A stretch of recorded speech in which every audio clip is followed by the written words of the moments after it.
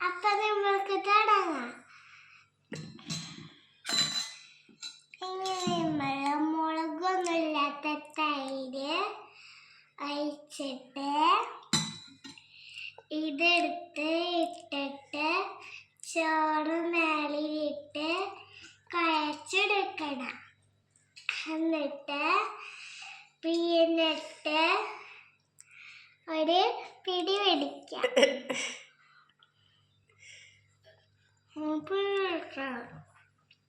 Super taste ആയിരിക്കും.